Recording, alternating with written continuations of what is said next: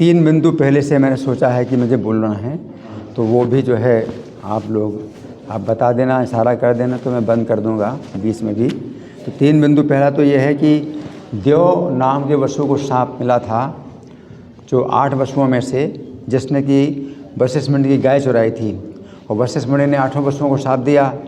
जब 7 वसु आए कि हमारी तो कोई गलती नहीं है, तो वशिष्ठ मुनि ने कहा कि ठीक है, आप मनुष्य लोक में जन्म लेंगे, लेकिन जल्दी वसु लोक में वापस चले जाएंगे। तो गंगा जी से पहले से निश्चित कर लिया था कि गंगा जी जो है इन 7 वसुओं को जो है वसु लोक में पहुंचा देंगी, तो गंगा जी के जल में वो डाल देंगी, वसु लोक में जल्दी पहुंच जाएंगे। जो 8वां वसु था उसको फिर जो है साप भोगना पड़ा। तो साप क्या भोगना पड़ा कि वह जीवन भर अविवाहित रहेगा। तो जो 8वां वसु देव नाम का वसु था उसको साप मिला था जीवन भर अविवाहित रहेगा। तो एक साप है, लेकिन भीष्मदेव महाभागवत, तो उनके शरीर में जो देव नाम का वसु था वो साप भोग रहा था, और जो महाभागवत है भीष्मदेव वो जीवन भर अविवाहित रहे, तो उनके लिए साप नहीं था। तो इसमें एक शरीर में 2 आत्माएं थीं। तो इसको समझना है कि भीष्म जी 12 महाभागवतों में से एक हैं, तो वो जो है जीवन भर अविवाहित रहे, तो ये साप उनके ऊपर नहीं लागू हो रहा था। उनके शरीर में देव नाम का जो वसु था वो साप भोग रहा था। दूसरी बात है कि जो भगवान जो है जब भीष्म को मारने के लिए तैयार हो जाते हैं, तो 2 बार घटना हुई। तीसरे दिन, महाभारत के तीसरे दिन युद्ध में क्या हुआ कि भीष्मदेव अर्जुन के सामने आए। तो अर्जुन क्या करते हैं, भीष्मदेव को बाण नहीं मारते, उनका तो बड़ा शिष्टाचार है, भीष्मदेव के बाण नहीं मारते। भीष्म जितना भी धनुष उठाते हैं धनुष काटते हैं।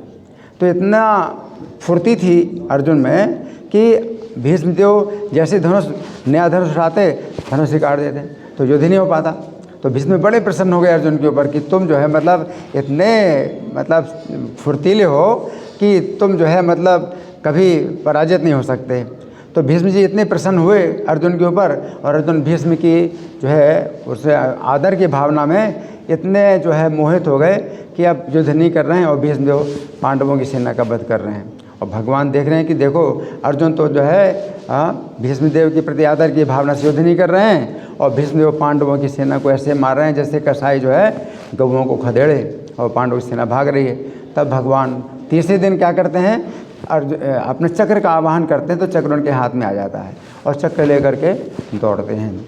तो भीष्मदेव जो है उस समय और जल्दी जल्दी बाण छोड़ रहे हैं भगवान के ऊपर कि भगवान और जल्दी आए, हमें जो है मेरा वध करें। तो भीष्मदेव को बड़ा उत्साह हुआ। तो जब भगवान आ रहे हैं भीष्मदेव के ऊपर, तो और जल्दी जल्दी भगवान के ऊपर बाण छोड़ते जा रहे हैं, और क्या कह रहे हैं, ये देवेश जगन्निवास है, नमोस्तुते माधव चक्रपाणे, प्रसह्य माम पातय लोकनाथ है, रथोत्तमात् सर्व शरण्य संख्ये। कि आइए हे देवताओं के स्वामी, हे जगन्निवास, आइए, आपको नमस्कार है, हे माधव, हे चक्रधारी, आप जो है बलपूर्वक मुझको इस उत्तम रथ से गिरा दीजिए, और आप ही जो है इस युद्ध में सबको शरण देने वाले हैं।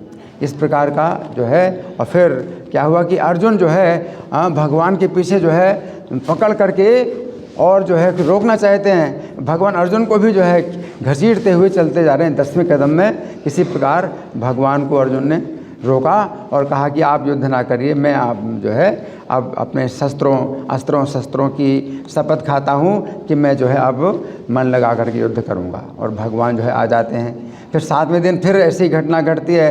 अर्जुन का जो है आदर का भाव है भीष्म के प्रति, और भीष्म पांडवों की सेना को मार रहे हैं। इस बार भगवान चक्र को नहीं बुलाते हैं, बल्कि दोनों हाथों को ऐसे ऊपर उठा करके निहत्थे भीष्म की ओर दौड़ रहे हैं। सब पूरी कौरव सेना, हाय अब तो भीष्म मारे गए, अब तो भीष्म मारे गए, सब लोग जो है अब चिल्ला रहे हैं बहुत ज़ोर से। और अर्जुन ने फिर से 10वें कदम में जो है भगवान को रोक पाया, और फिर अर्जुन ने जो है फिर से शपथ ली कि मैं युद्ध करूंगा।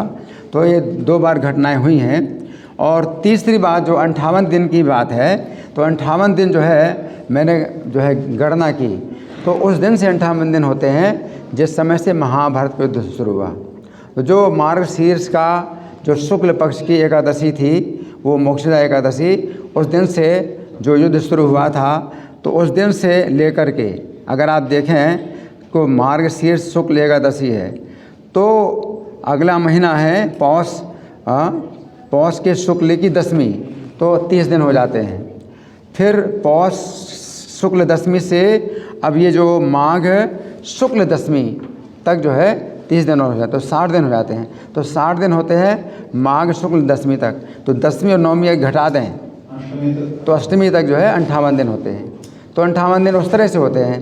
तो भीष्म जी को जो है बाण लगना शुरू हो गया था उसी दिन से, पहले दिन से। लेकिन सरसैया तो हुई 10वें दिन, लेकिन वो 58 दिन जो गिन रहे हैं उस दिन से गिन रहे हैं जिस दिन से युद्ध हुआ। तो उनको जो है बाणों से जो है उनकी चोट लगने लगी थी जिसमें, तो इस प्रकार से 58 दिन होते हैं। हरे कृष्ण। एक तरीके से उसी के लिए बुलाया था। इसी को बुलाया था।